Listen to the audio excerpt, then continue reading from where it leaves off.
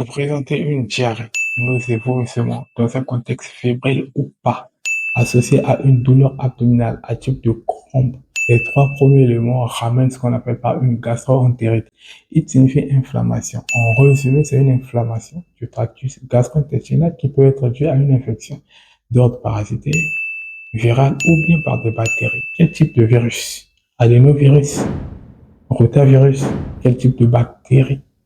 Shigellose, salmonellose, quel type de parasite? Giardia, Entamoeba histolytica, Escherichia coli, 3 points de suspension. Alors, l'intérêt. Première des choses épidémiologiques, car c'est un motif fréquent de consultation.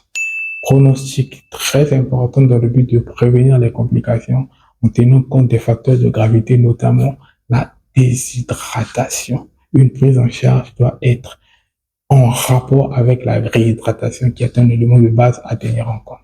Mode de transmission, soit de la forme féco-orale, manuportée ou bien alimentaire.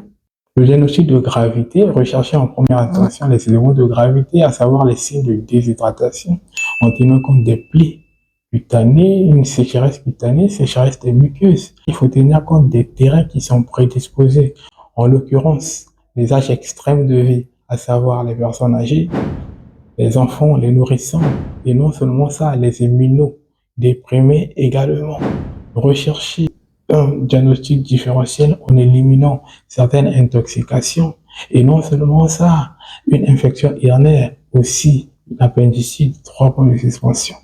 Alors, le but du traitement repose sur la réhydratation, la prévention des complications, réduire la transmission et soulager le malade. Et pourquoi on nous demande de se réhydrater? Lorsqu'on fait une diarrhée, on perd une grande quantité d'eau. Plus vous prenez de l'eau, vous continuez à faire la diarrhée, vous arrêtez de prendre de l'eau, vous allez vous déshydrater. Quels moyens on peut mettre en évidence? Les antibiotiques antidiarrhéiques, et non seulement ça, quelques antibiotiques, mais si seulement si on a objectivé l'origine ou l'étiologie bactérienne ou dans un cas sévère. Quel type d'antibiotiques préconisés? Les macrolides, notamment azithro, et aussi les fluoroquinolones, notamment les ciprofloxacin.